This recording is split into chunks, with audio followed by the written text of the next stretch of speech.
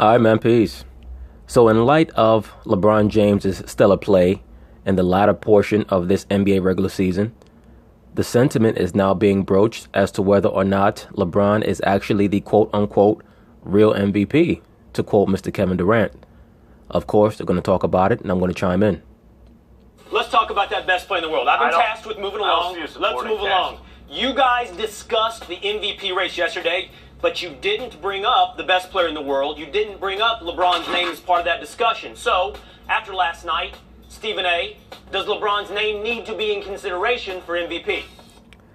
As long as LeBron James is playing in the NBA, his name will always be in the MVP considerations because of the bevy of skills that he has, as well as what he adds to his team. Even though I lambaste LeBron often because he pretty much has to play in a system that centers all around him. Obviously, he is a transcendent player. He's one of the greatest players of all time. So every season, he's going to be in the top 3 of MVP voting. That's if people are taking the game seriously and are not holding any personal grudges or vendettas, etc. But we pretty much know that James Harden is the NBA MVP for this season. Is he the best player in the NBA? No, that's LeBron still, even though some may disagree. It is LeBron James.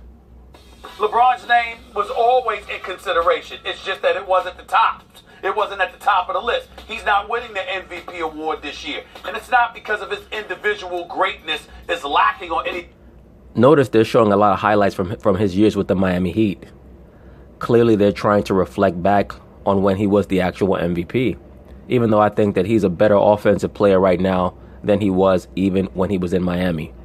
But what made him a better overall player in Miami was that he showed up more on the defensive end.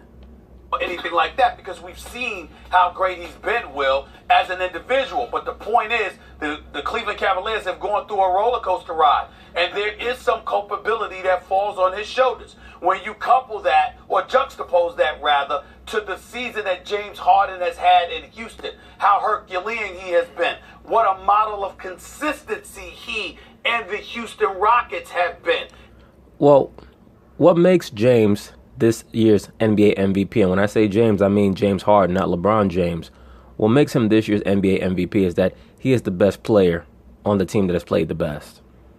And when you're the best player on a team that has played the best, you're automatically going to be in consideration top 3. Now, when you're having a transcendent personal year, that is what it's also going to make you the NBA MVP. James Harden, once again, is having a year very similar to the season that Charles Barkley had in 93 or David Robinson had in 95, where not only is his team having one of the better, if not the best, regular season in regards to wins and productivity as a team, but it is his stellar play that is crucial and integral to them winning. Now, we know that Chris Paul being added to the squad has raised the potentiality for them to actually win an NBA championship. But James Harden, he is definitely the straw that serves the drink. That usually gets thrown into the equation when you're taking league MVP honors into consideration as well. And that's what I think you have to pay attention to in this particular scenario. Every single situation that you can point to that has had something to do with the roller coaster ride that the Cleveland Cavaliers have been on this year has something to do with LeBron James. Agreed. I agree with that. But Steve, let's be for real. One of the main reasons why you're addressing LeBron so vociferously, especially as of late, is because you're upset that he will not give you a one-on-one sit down. He and his crew have pretty much cut you out of their circle. And that's what you're truly upset about. And I get it. I mean, you make your bones by being able to have access to many of the top level athletes, especially black athletes. And many of the guys in the NBA are starting to shut you out. And you're upset by that. Not necessarily from a fault perspective, but he's involved. Kyrie Irving being gone, Isaiah Thomas ultimately being traded, the distraction that they tried to portray Isaiah Thomas as being when Isaiah Thomas was in Cleveland, etc., etc. You take all of those things into consideration. You remember when Kevin Love skipped out and he was gone for a little while, and Isaiah Thomas made a stick about that, followed by Dwayne Wade when he was there making a stick about that. All of this stuff. Right, but that would have nothing to do with LeBron. If you want to fault LeBron, as I do, it is that because he's the leader, he establishes what the overall atmosphere is in the locker room. So what makes many of those players more apt to start to bitch and complain is because they see that that's what LeBron does. But once again, that is why they had to clean house, because they had too many veterans there who were not in awe of LeBron. He needs to have a bunch of guys around him who are in awe of him, because it feeds into his ego. And the Dwayne Wade experiment in regards to him being there to assist LeBron psychologically, that didn't work out. When they talked about the relationship between Dwayne Wade and LeBron James, and how it was so much elevated above the relationship that he had with everybody else that it affected the team in a negative way. The point is, all of that gets attached to the leader. So as an individual player, in terms of his on-court greatness, there is no doubting, no questioning the surreal play of LeBron James and how it compares to anybody. But you have to take all of those other things into consideration. You don't get to ignore it. That did not happen in Houston, along with the model of consistency that James Harden has been. As far as I'm concerned, James Harden is head and shoulders above anybody. Well, that did not happen in Houston this season, fortunately for James. And when I say James, once again, I mean James Harden. Did that not happen in Houston because James Harden is a better leader than LeBron James? Or has that not happened in Houston because James has finally matured into a better person? Or is it that it's just their year? Sometimes teams have that one season where they either have to win it or they never get another chance. That is why I like to compare this Houston Rockets team to the 93 Suns. That team had everything going for it. That they had a leader in Charles Barkley, who was a second-tier superstar during that time period, who was trying to make his bones as being viewed as a first-tier superstar. He finally got his opportunity to lead a team. They were also a run-and-gun team that liked to outscore the opposition. He was the MVP that season. But unfortunately for him, he ran into Michael Jordan in the finals, and it did not work out. Now, what is going to happen with the Houston Rockets? It seems like everything is starting to fall in line for them. Golden State has injury issues thus far. Boston has injury issues. Those are the only two teams that I've seen that really gave them a run. Toronto has beaten them twice. One of those games, I believe that James Harden was not playing. They won a very close game in Toronto. Do they match up well with them when the playoffs come? Should they meet in the finals? Who knows? For league MVP honors this year, including LeBron. Max? No, in fact, LeBron James is more deserving of the MVP this year than James Harden, maybe even than Anthony Davis. And I am guilty, as you are, Stephen A., as we all are, of being bored of just saying LeBron James is the MVP. Well, Max Kellerman, you're being disingenuous. Actually, what you are is a shit starter. You're someone who is a LeBron James super fan. And once again, as usual, you're looking for any reason to cast him as some form of maligned superhero who does not get the credit that he deserves. LeBron James gets all the credit. He gets credit that he deserves. He gets credit that he doesn't deserve.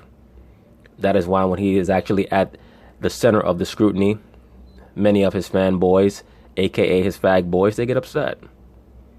And that's okay. To whom much is given, much is required. He's been put into an exalted position, so he's going to be put under scrutiny, and that's okay.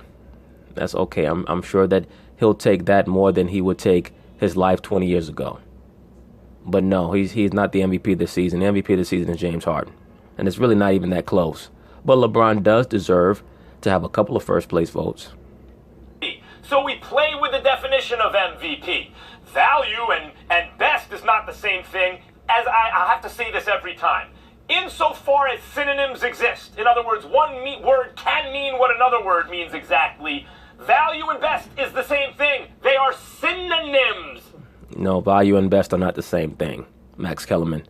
Sorry, sir. All that shows you that Max Kellerman does not understand sports, even though he comments on it. I'll give you guys an example. Muhammad Ali had a trainer named Angelo Dundee. The reason why they were able to be so copacetic for 20 years was because Angelo Dundee was the best trainer for Ali. He did not get in Ali's way. Now Ali could have had a super trainer, one of these guys who wanted to control the camp and dictate to the fighter what he was going to do, but he would not have been able to be with Ali for very long. So that made Dundee of higher value to Ali, even though he was not the best trainer. And certain people may disagree with that. How could you say that? Angelo Dundee, he also trained Sugar Ray Leonard. Angelo Dundee was great in regards to the psychological aspect. But as far as strategy, no, that was not his forte. But it depends on what you believe would make the best trainer. Point being is this: you have to fit together in sports. Sports is about synergy. It's not about exactly what's on paper all the time. Because if that was the case, the Lakers would have won the championship in 2004. So no, value does not always mesh with best. LeBron James is the best player. But is he of the highest value this season? The answer is no. Basketball is a team game. It's not an individual sport. James Harden is the best player on the best team, and he's having a transcendent season. Now, if James Harden was just the best player on the best team, and the season that he was having was not as transcendent as it is, then you could make a case for LeBron. Because then you could say, well, yes, the Rockets have 55, 56 wins, and the Cavaliers only have 42, 43 wins. But James is only averaging 23 a game. LeBron's averaging 29, 9, and 9. And he's an integral part of both the offense and the defense. You can't say that. Because Harden's actually better on defense than LeBron has been this season. And when you look at Harden's offensive stats, he's averaging something like 32, 8, and 8, or 32, 8, and 7, whatever it is. He's just been out of this world. So, no, Max Kellerman, so you're wrong. Everyone get it through your heads. MVP means best player. It's the same thing. It's completely synonymous. Now, LeBron James is better than James Harden. This year, he's better than James Harden. No, he's not, sir. If you swap them on each other's teams, you put LeBron James on the Rockets just got better, Cavs just got worse. No, not really. Because the Rockets need everyone to be able to shoot from the outside. They need someone who's going to be willing to really move the basketball and not pile up cheap assists. James Harden gets a lot of hockey assists, meaning he makes the pass that leads to the assist. Plus, I'm not sure that LeBron James would pair very well with Chris Paul. They have a very similar game. So, no, that once again, you have to understand styles. You have to understand how players fit together. That's why I used the analogy or the comparison of the Michael Jordan Bulls in the first three-peat. While every other team in the NBA had a point guard who brought the ball up, who distributed, the Bulls chose to have a point guard in John Paxson, who was a spot-up jump shooter, because he fit in better with the Jordan Pippen-led squad, who on offense, oftentimes the triangle, was centered around what they were going to do, as opposed to having a point guard run the offense and move the ball according to his whims. Cavs are worse with Harden than LeBron. Rockets are better with LeBron than Harden. Even the statistics, see those counting numbers? The counting numbers are close. And James Harden plays in a Mike D'Antoni system. Well, Max Kellerman, you can't have it both ways. You can't say that the counting numbers are better for LeBron and then use the excuse that James Harden is in a Mike D'Antoni system. When you look at PER, James Harden has the edge. Points per game, he has the edge. When you look at assists, James Harden is only averaging 0.4 assists less per game than LeBron James, and he's playing in an offense with Chris Paul. Field goal percentage, of course, LeBron is always going to have a sizable advantage over everyone else at his position who has even a similar role to him, because number one, he is so much bigger than everyone else, and he's constantly concentrating on his efficiency numbers because he knows that will be his advantage in regards to legacy when his career is viewed in hindsight. Put LeBron James in that system. Please. What you're doing, Stephen A., is you are taking LeBron James, the GM, because he's kind of the GM. You're taking LeBron James, the coach, because he's kind of the coach, and LeBron James, the player, lumping that all together. Well, the reason he's in this predicament is because Kyrie's not there. Whose fault is that? You're right, LeBron James. That's LeBron James, GM coach doing that. But you can't attribute that to LeBron James, the player, if you just leave everything else alone and look at the way they play. Take last night, for example. LeBron James is clearly and by far the best point guard in basketball. I did a video about that about 3 months ago, pertaining to LeBron James being the best point guard in basketball. Even though he does tend to have an excessive amount of turnovers, I think that oftentimes that is due to them running a playground style of offense and him not understanding where his teammates are going to be. but his passing sense is certainly non-pareil in regards to the NBA of today. Matter of fact, it's really between LeBron and Magic Johnson, greatest point guard of all time, because they were... No, sir. Now you're going way too far. Well, this guy, he loves him some LeBron. Whew. Good Lord. It's down to LeBron James or Magic Johnson as the greatest point guard of all time. Do you know how much space there is between LeBron and Magic as best point guard ever? You have Magic Johnson, you have Isaiah Thomas, you have John Stockton. There are a myriad of point guards that are better than LeBron James. Right now, I will put LeBron as possibly the best point in the NBA. Close second would be Chris Paul. And that's only because right now Chris Paul is sharing point duties with James Harden. Or point forward, or whatever you want to call it.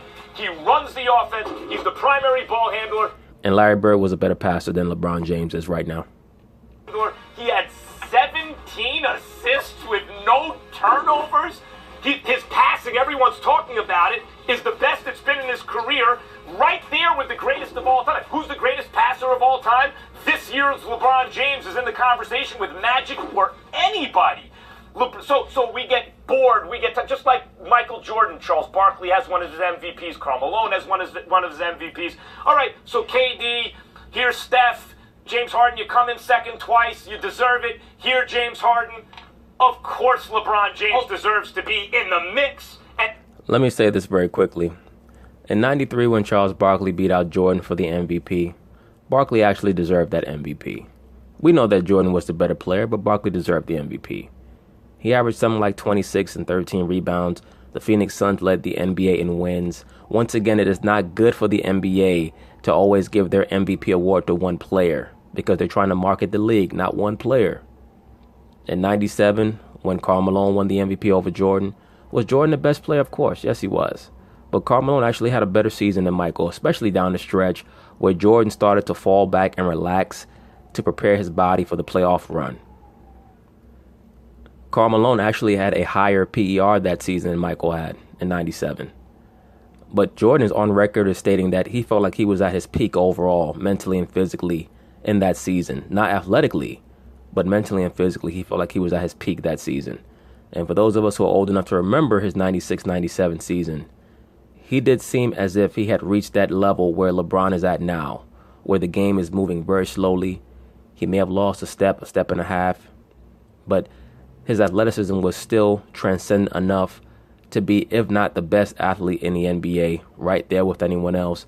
And mentally, he was about 5 steps ahead of everybody else. That's where LeBron is right now in his career. That's why I state that great transcendent athletes, they have 2 primes. They have their physical prime from about 25 to 29, 30. And then they have their mental prime, which is from about 31 to maybe 34.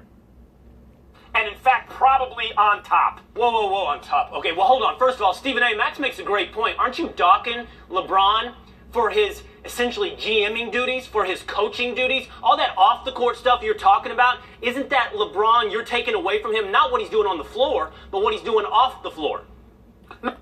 I don't think that Stephen A. is docking him. I think that Stephen A. is properly analyzing the fact that one of the main reasons why the Cavs have struggled on the floor is because of what LeBron was doing off the floor. So there is a connection there. No, I don't view it that way. My point is this. You asked for a bench. You asked for changes to be made. These are things that have transpired. You were the one that had something to do with change actually needing to be made. Then once change was made and your wishes were capitulated to, you granted that. There's been some struggles along the way, but ultimately in the end, I have every confidence that they're going to get it done. I'm not taking anything away from him. I'm just not elevating him to the point where we need to give him credit for all of those things at the expense of James Harden. It's not like we're looking at LeBron James and saying, you're at fault, or you're wrong, or you're not that great, or anything like that. No, what we're saying is, while we were debating LeBron James in this roller coaster ride all season long, there has been no debate about the greatness of James Harden. I agree with that. There truly has been no conundrum over whether or not James Harden is deserving of the NBA MVP award. He had a little hiccup where he was injured, I believe, in January. Other than that, he's pretty much been the consensus pick for NBA MVP. And another reason why his shooting percentage is far lower than LeBron's is, number one, he does take lower percentage shots than LeBron James, but he's asked to do a different role in that system. they accentuate the three-point shot a lot more in that system. It will be interesting to see LeBron run the Mike D'Antoni system, though. And Houston, I believe, is one of the teams that he may go to, even though I don't particularly think that he fared very well in that system, having to share the basketball with Chris Paul and James Harden. I think that all three of them will get frustrated after a while. And what he has brought to the table in Houston, Texas. This man has been a model of brilliance. I want to come back to you. I want to come back to you, Max, but I just want to say this. Hold on, MVP from what year, Stephen A? Because we're talking about this year, season. 17-18, this season. Okay, then you can't go back and say your demands were capitulated to in the offseason. No, we're talking about they the just made a trade. What are you talking about? This year. You know what you're talking about. Didn't they just make a trade a couple of months ago? Thank you, sir. Thank you, sir. Something must have been going wrong on the court if they were moved to make a trade, and LeBron James was not playing particularly well at the time that they made that trade. For those of us who remember, he was certainly down in the doldrums. Mentally, he was not all there, and Kobe Altman was on record as stating that we needed to make this trade to make sure that LeBron James was mentally committed to the furtherance of this team. They just made it. We ain't talking about last year. And are they better off or worse off after the trade? It just happened. Right, and what does that have to do with LeBron Larry James' Nance Jr. play? and Jordan Clarkson weren't on the Cavs. Rodney Hood wasn't on the Cavs. George Hill wasn't on the Cavs. That just happened. Was that? Yeah, but that's not what you're referring to. I would assume you're referring to the Kyrie Irving trade because you also, well, in that case, you said the trade was good for the team. I'm acknowledging. Stephen A., you have to address what he said. Brother, all you have to state is that right before the trade, LeBron James was not mentally attached to the team. He was not mentally focused or committed to the team, and he was not playing particularly well down the stretch of December going into January. That's what they're looking for you to say. You're making a point that has a correlation, but you're not bringing it home. Acknowledging that the trade was good for the team. I'm simply pointing out that everything that they've gone through this year, LeBron has had something to do with that. Yes, and you also have to highlight that LeBron James has also had his ups and downs this season on the court because of a lot of the hijinks that he pulled off the court that hurt the chemistry of the team. They're not going to acknowledge the point that you're making off the court until you can bring it home and make a correlation to how LeBron James played on the court. See, what Max Kellerman and what many other LeBron James super fans like to do, Will Kane is also a super fan, they like to act like every game LeBron James plays well, or like he excels in every game, every portion of the season, and that is not correct. He was struggling, particularly around the turn of the year. Late December, early January, he was not playing well. Houston, James Harden just went out on the court and balled consistently throughout the season, where Houston didn't need to do a damn thing because James Harden and his continued and consistent greatness was enough. As usual. Max, I think you make a great point. I think you make a great point about Stephen A. docking LeBron James for these duties that go beyond what essentially are player duties. It's a great point. But if I'm breaking ties here, and to some extent I am, I have to say, I think Stephen A's right in the end because this MVP award has to be somewhat of a reflection as well as how far you push your team along. And James Harden, and so the first time in 2 years, James Harden, as the leader of the Houston Rockets, has made us feel like the Golden State Warriors are vulnerable. We haven't felt that in 2 years with LeBron James. And you're right, you can point to numbers, and he's great. But the Rockets this year with James Harden at the helm, that's the definition of MVP. Exactly. Thank you, Will Kane. You're the first person to actually make a cogent point. What an MVP is the best player on the best team playing at a transcendent level. That's what makes you an MVP. That is why, once again, Russell Westbrook should not have won MVP last year. You're turning it into a team award, which is what people do. This is what lazy sports writers do. That's the second time you called me lazy. Justify a vote in the MVP race. Here's the everybody's lazy to max because everybody's lazy to max because we're watching games and looking at people play and all of this other stuff, and Max is busy reading and giving out dissertations. Exactly. Max Kellerman thinks that he's above every other evaluator because he has a bunch of people on the back end, a bunch of highfalutin statisticians who give him high-end metrics to make him think that he's more informed than everyone else. This is what lazy sports writers do to justify their votes. They turn the MVP award, which is an individual award, into a team award. Well, in basketball, what makes you the MVP is that you're an individual who plays extremely well for your team. Once again, basketball is a team sport. Because if that was not the case, then we would be considering players like Devin Booker for MVP. He's averaging somewhere around 24 points a game. His team is terrible. There has to be a correlation between your play and your team's play, Max Kellerman. That's the bottom line. You know what the team award is? It's your record. It's the championship. It's the playoffs. That is the team award. The individual award is how great are you? James Harden didn't make anyone believe he had a prayer against the Warriors until he got Chris Paul. And even then, all of that is within the context of a Mike D'Antoni system. That's a good point. But one can also say that no one thinks that LeBron James has a prayer against the Houston Rockets or the Golden State Warriors without Kyrie Irving. So I guess we're pretty much back to square one.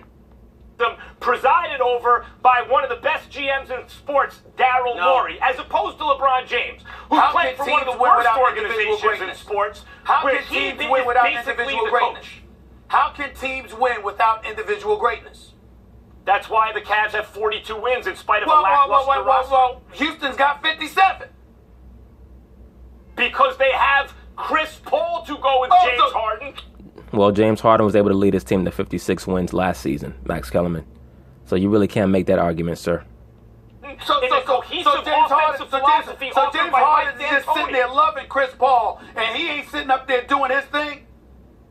James Harden's a baller. James Harden's a beast. He's just not LeBron James. That's what we're talking about. There are levels to this. You just said it.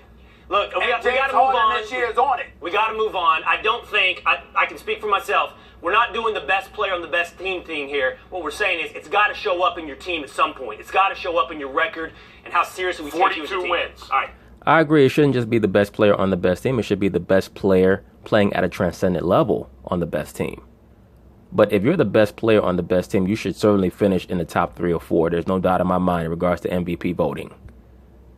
Bottom line to that. And in regards to Max Kellerman stating that LeBron James has led his team to 42 wins, well, when you play in the LeBron James system and your name is LeBron James, you better lead your team to a certain amount of wins. All right. Coming up. But anyway, that's it on that video. If LeBron James were to win the MVP this season, it would be a shock. But would it be something that I would say is totally unfounded? No, he's had a great year offensively. He's went through a lot of travails and trials, as usual, because LeBron does love drama. But he's found a way to excel. But one thing that I think that everyone who's paying very close attention to this NBA season understands is that James Harden is having the best year and that he does deserve to be the MVP. But anyway, peace.